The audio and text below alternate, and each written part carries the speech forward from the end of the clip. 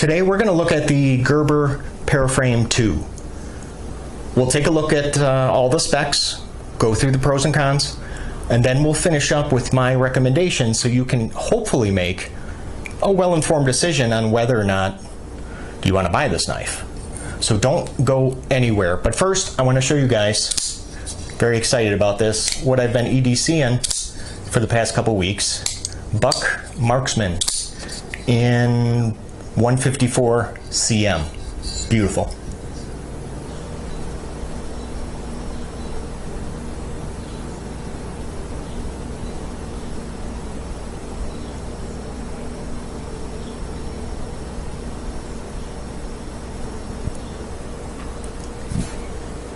Hey guys, I'm Jay, and before you is the Gerber Paraframe II. Now it's actually one of the, one of the few all steel constructed knives in my collection. And actually, you know what, now that I think about it, this is my only Gerber knife folder, my first one. Wow. The Paraframe II is a manual action frame lock. All metal construction, steel to be specific. And it is not drop shuttable whatsoever. I mean, you can see I can flick it open, but once you do that, you're not able to shake it closed. It's just not that kind of knife. No. Part of that stiff action is actually attributed to the very, very strong detent. As you can see, it is pretty much impossible to shake open. It is flickable, which is great. However, yeah, not able to drop shut it. The construction is, well, very much open on the Paraframe II.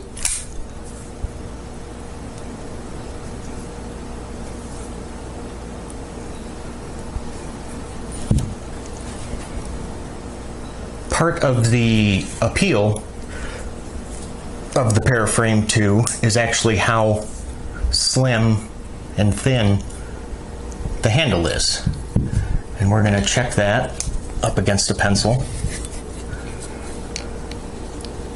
Let's see if I can get a good shot of that for you guys. So as you can see, it is not wider than a pencil. I gotta put my finger on there, sorry guys. Just so I can keep it even. Before we go any further, what do you say we bring in some other knives? Just for comparison's sake. Of course, here's the Paramilitary II and Benchmade Griptilian, and which other? One more.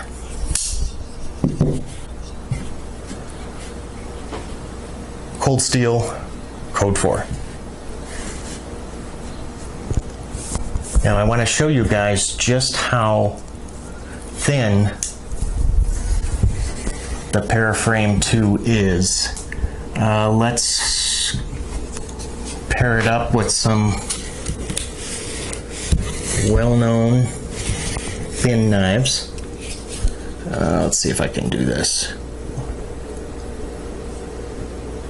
That is the Enduro 4. Which is, Paraframe II is thinner than the Enduro 4. And let's bring this guy back in. So you can see, you know what, I gotta put him on the table, sorry guys. Just so I can do this right.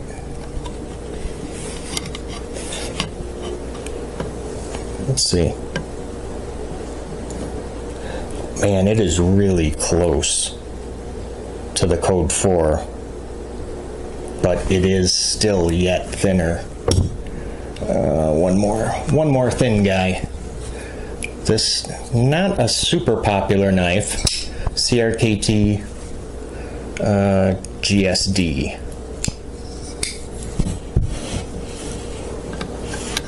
Oh man, that's even closer.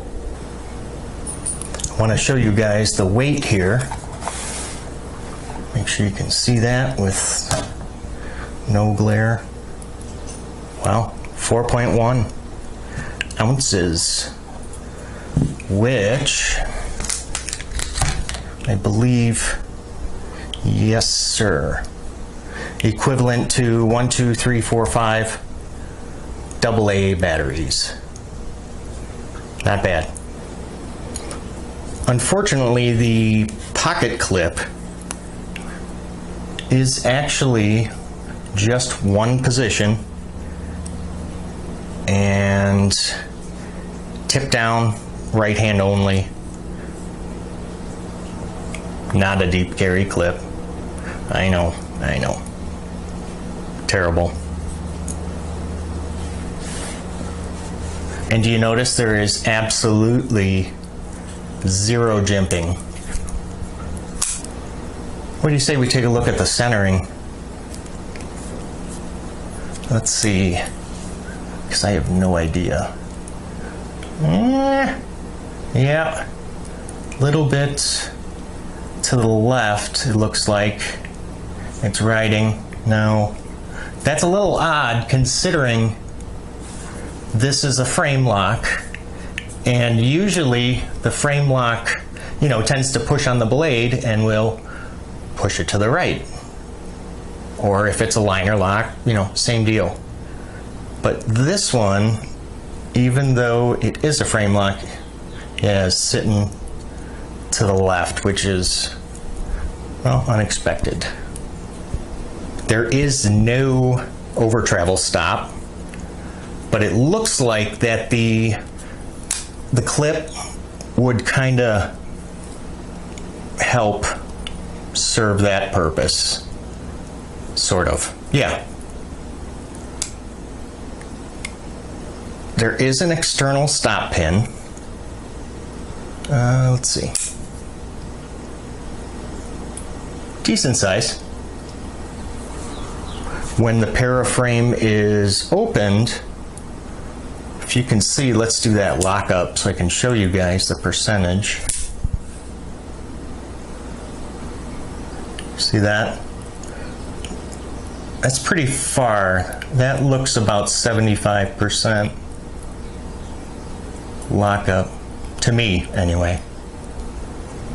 This can be purchased anywhere from $28 to as high as $33, which isn't bad. And I'll talk more about that here in a second. There are several variations of the paraframe. I believe there's like 8 or 9. There's a Paraframe 1. There's a Paraframe 2, obviously. There's a mini Paraframe, which that one actually has a blade length of a little over 2 inches. The Paraframe 1 has about a 3-inch blade. You can get that in either a plain or combo edge. And there's a titanium version, bead blast, of course, which is what this is, a black coated paraframe, and you can get those in either a Clip Point or Tanto. What do you say we look at some pros and cons? Well, first off, I mean, it really is a good looking knife. I really like the simple design. Just kind of no nonsense, bare bones. The ergos are absolutely fantastic. Let me show you. Yeah, look at that. it fits my hand very, very well. Which is crazy. I mean, I have probably about medium size hands. I talked about how thin the knife itself is. However, the blade is actually not the thinnest out there. Going back to the CRKT GSD, look at that difference in blade thickness with, of course, the Paraframe being just a hair thicker, yet thinner handle than the GSD. Now the stuff that I don't like so much. Well, they manufactured it to obviously be thin, but these thumb studs stick out quite a bit.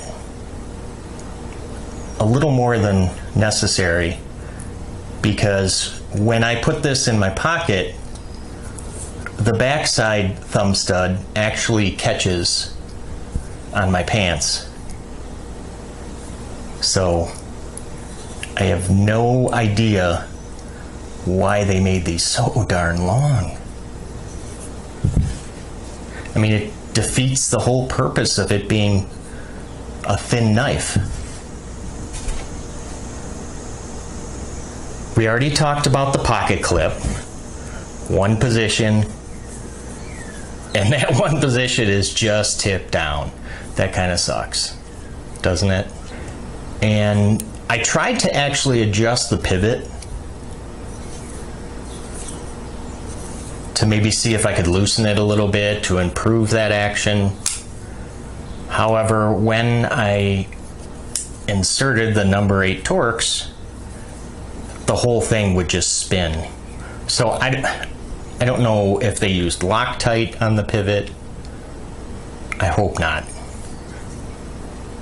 So I was not able to take this apart yet, but I'm not going to give up on that. I mean, the steel is fine for what it is. I mean, it's high carbon stainless steel, and I mean, this is a tool. It's not a collectible. It's, well, like a hammer or pliers or a screwdriver. I mean, well, an expensive screwdriver, but yet still a tool. I'm not saying a collector shouldn't buy this, but if you don't want to use, like, I don't know, your $200 or $300 knives at the job site or when you're camping, then get this. I mean, it's a sturdy, all steel knife, and I mean, there's absolutely no plastic that's going to crack here. Well, except for in the pivot with the bushings. But other than that, entirely stainless steel. So if you can get past the fact that it's not like a collector's piece, it's for using. And then, and only then, will you be able to truly appreciate the Paraframe II. Recommendation time. So, do I recommend the Gerber Paraframe II? As a tool, absolutely. As a collectible, no. I mean, the market is very, very crowded at this price point of, what did we say, 28 to 33 bucks? I mean, however, not many of those are all steel construction. Now, I want to leave you guys with a question. Do you own any, like, well, budget blades that are just too darn pretty to use? And if so, which ones? Now, I know perception varies on what is or isn't a budget knife, so let's just say, what, 50 bucks or less? So please post your answers in the comment section. I look forward to reading them. Now, if you would like to see some more of my, well, budget workhorse knives, then go ahead and click subscribe. And if this video answered most of your questions about the Paraframe II, then please leave a like. So thanks you guys for stopping by today, and you guys all take care, okay? I'll see you at the next video.